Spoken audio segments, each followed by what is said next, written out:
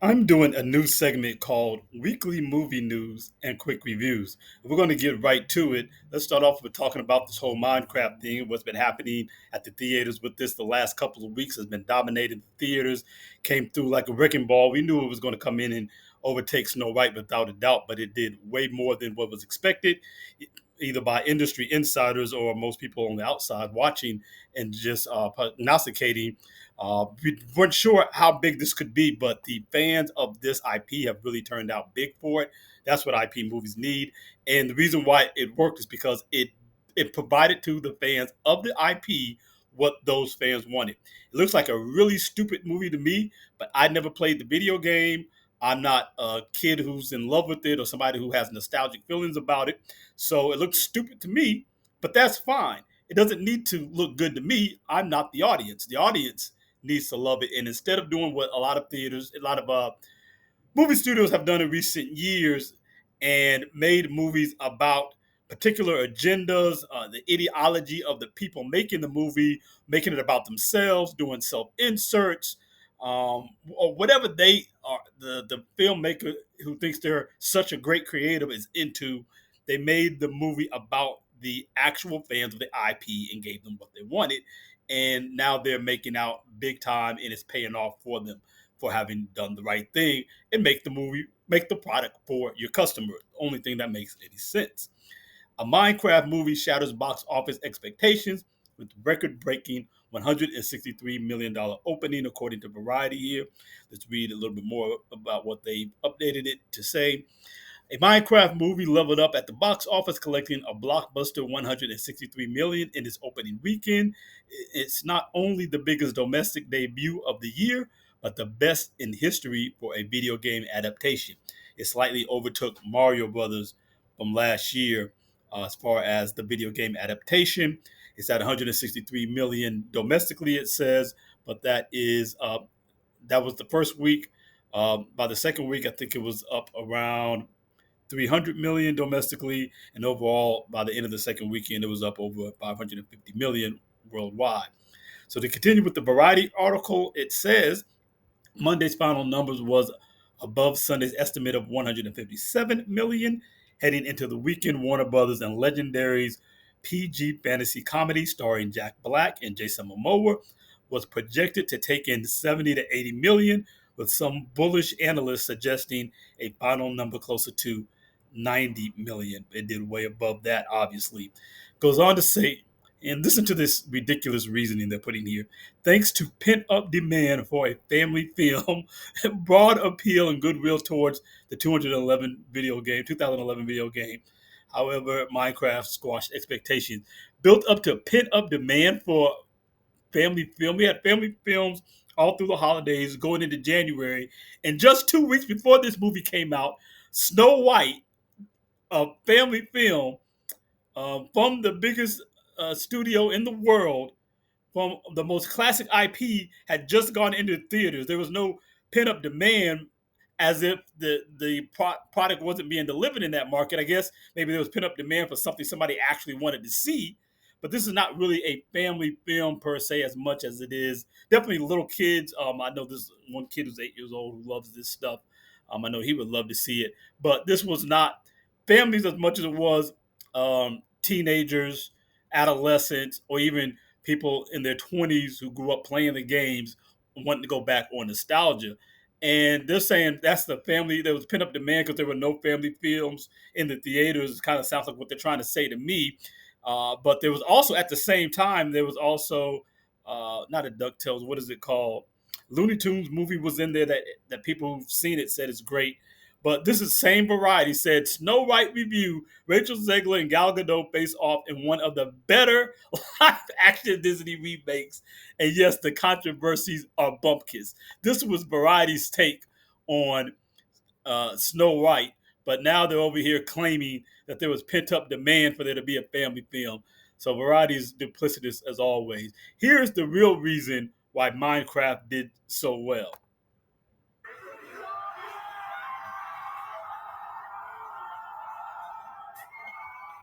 It's all about the memeable moment. This is a big meme movie.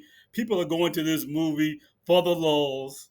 We want to take it back to around 2011, what we used to do on the internet. We talked about doing it for the lulz. It's all about the laughs. It's about the memes you can post. It's about having that event at the movie theaters. And this is an event movie for people who are fans of the IP. And that's what it's really all about. So next, we're going to talk about G20. That came out on Prime Video, I think, last weekend, and the reviews are not good. I love Viola Davis as an actress, but as a 60-year-old action hero beating up 250-pound linebackers. I talked about this with the Woman King whole scene when she's beating up this 250-pound linebacker guy, and then she's doing the same thing in this movie. Just ridiculous. You can't suspend disbelief to buy it. Most people are calling it a knockoff, basically a knockoff version of Bruce Willis's what was that main movie, Die Hard, right? Uh, Film Threats calling it laugh out loud funny, but it's not a comedy. I haven't seen it for myself, so I can't say, but it never looked interesting to me. The whole trope of the super duper computer hacker teenager is just absolutely ridiculous. Everything was so easy to hack, and then everything would always be hacked on a regular basis. What's the point of having internet security if kids can easily hack everything under the sun? It's kind of a ridiculous premise, and you can see it's basically being mocked.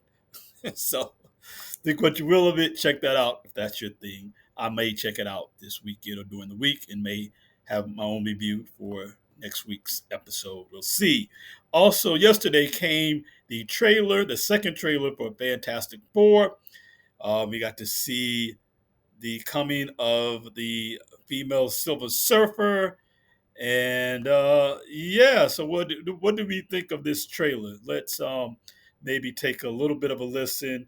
So I don't want the audio to play. I can play for a couple seconds; it won't hurt. As far as my copyright, but I'm going to turn it down. Oh, we got a commercial. All right, well, so I still got to play it through to hear it. So we got this trailer that came in yesterday. We got more in depth of what's going to be in the movie. Of course, also over the weekend, or the week before that, we kind of got an article from Vanessa Kirby and the guy who's playing Johnny Storm. Vanessa Kirby's playing Sue Storm, and they talked about Vanessa Kirby.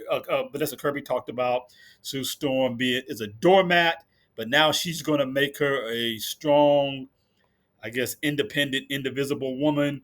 Of course, Vanessa Kirby is 37 when Sue Storm was always in her early 20s. So we're getting an older, kind of modern age, I guess, woman who waits till she's in her late 30s to start having children. And I don't know if Johnny Storm is a teenager anymore. Vanessa is 37, and this guy who's playing Johnny Storm looks like he's about 30 to me. But we're getting the 60s Fantastic Four, but it's futuristic version of the 60s. It's not the real 60s. They're in on another Earth. You got the Thing looking like the Thing. I think that's good. Everybody kind of agrees with that. The 60s aesthetic does look good. If you want to make it a period piece, they got them coming out on this Ed Sullivan like show. And they're on stage at the show. All throughout the trailer, though, Reed Richards just seems like a punk. So also this guy said that Johnny Storm is not going to be the Johnny Storm of old who's womenizing women. Instead, he's going to be thinking about people's feelings, and he's going to be a softer, sweeter Johnny Storm. The part that I really didn't like about what he said, he said something about he's not going to be a fiery guy. That's the whole point of Johnny Storm. That's why his external representation is a man on flames. He's on fire, Johnny Fire. The reason why that's his representation because the external is a representation of who he is internally. He's a fiery guy who's a hothead, and he should have a story arc. We're going to make him come to realize that he might want to deal with people differently. That should be an arc that happens in the movie. He shouldn't start off already having evolved at the start of the movie. What's the point of the movie then if there are no character arcs and there's no plot arc? If you start the movie where you're supposed to end up, makes no sense. Also, Reed Richards throughout this trailer looks like a deer in headlights, just as Pedro Pascal does right here. He has to be reassured by Sue Storm, and so being the strong leader who's uh, fearless, fair, brave, and true, like Vanessa Kirby basically said in that article, seems to be what this movie is all about. And she's telling them, we can have this baby and we can save the world and we'll do it together. He's asked at one point, Johnny Flames. This is his the external representation, his representation of who he is internally. That's what his character uh, should portray. And this is another. He's the whole trailer. He's a deer caught in headlights. So it's like, this is not Mr. Fantastic. To me, he doesn't seem like he's fantastic. They ask him if he's going to be able to save the world. He doesn't know. He's a deer caught in headlights again. I mean, every single time. He's unassured. His woman has to lead him. It's weird. But Sue Storm was never a doormat in the comics. She was always kicking butt, and she was running things. She was the support leader to Reed Richards, but Reed Richards is supposed to be Mr. Fantastic. He's supposed to be that guy. He is what they actually in the MCU they replaced him with Iron Man, and a lot of what Iron Man has done in the MCU for the last 10 years in Marvel Comics, I understand, was what Reed Richards really does as the kind of the leader amongst leaders. But anyway, we're getting a softer, sweeter Reed Richards and Johnny Storm, it seems. And it seems like that they haven't really learned much. People are kind of pouncing on the Silver Surfer look. I don't agree that it looks bad. They're taking screenshots of the new Silver Surfer and pairing it against released photos of the 2007 Silver Surfer, and that doesn't match up as a good comparison to me. Your low resolution screenshot is not the same thing as a high resolution release photo. But anyway, uh, that's her. Let's see. That part looks pretty good. Well, we'll see what we're getting. I don't like the CGI overall looks fine to me, except for this one shot with Sue Storm. I don't get. Let me go back and see if we get it again. There she goes, reassuring him once again. Reed Richards seems soft. But anyway, I don't want to get copyrighted, so I'm not going to play hardly any of it because, uh, yeah, YouTube is really restricting things and making things tough for creators. So I don't want to add anything that's going to be a problem for me. All right. After that, before we get to this, I want to talk about One of Them Days. I got to see that. Reviews and revisits on Instagram. You can come see my written review of that movie. I'll just say, as I kind of note here, I thought this might be a cliche urban film and it might really be lame and it might have a bunch of eye rolling jokes, but it turns out it's pretty decent. Check it out on Netflix. I had fun with the movie. It was a pretty good time. The two leads are both charismatic. They kind of do a few things of their own. Cat Williams has the kind of funny part. I like how they kind of give a warning about financially disadvantaged people taking out these predatory loans when the two characters are about to take out a loan, and how Cat Williams kind of points some things out to them in a humorous way, not in a preacher way. It's a pretty good film. Also, check me out on Instagram. Go ahead and come over here and follow me as well. Reviews underscore and underscore revisits. And finally, for next week, we got coming out this Sinners movie starring Michael B. Jordan. We got Ryan Coogler, his constant collaborator, the director of the Black Panther films, the director of Creed, the original one, and then producer writer of the second one. Ryan Coogler and Michael B. Jordan team back up again. Most people are giving good reviews to this movie. I'm not much of a vampire movie person. I kind of want to support just on a support tip, but I don't think this is really a movie for me. If I really hear good things about it after people go see it, maybe I can be convinced to go.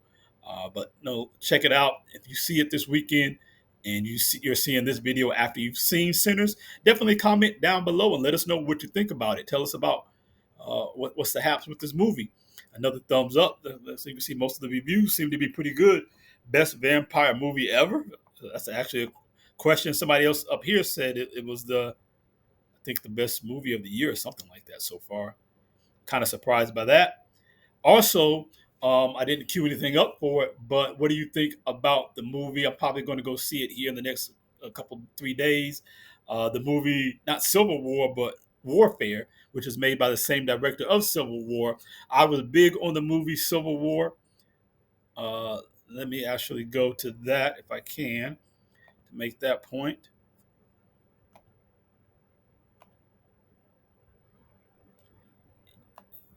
So here on Reviews and Revisits on YouTube, I know what I want to look up.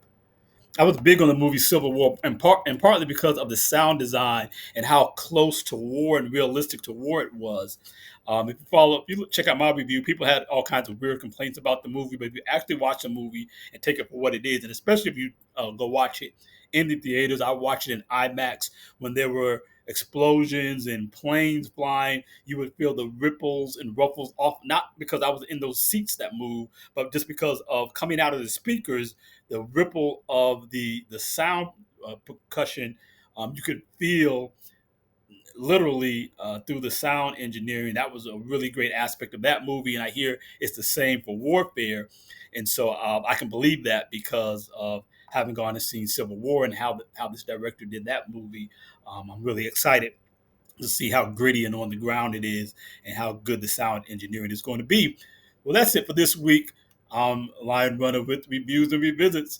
Like me and subscribe over here on YouTube. And again, you can check me out on Instagram as well. It's reviews underscore and underscore revisits.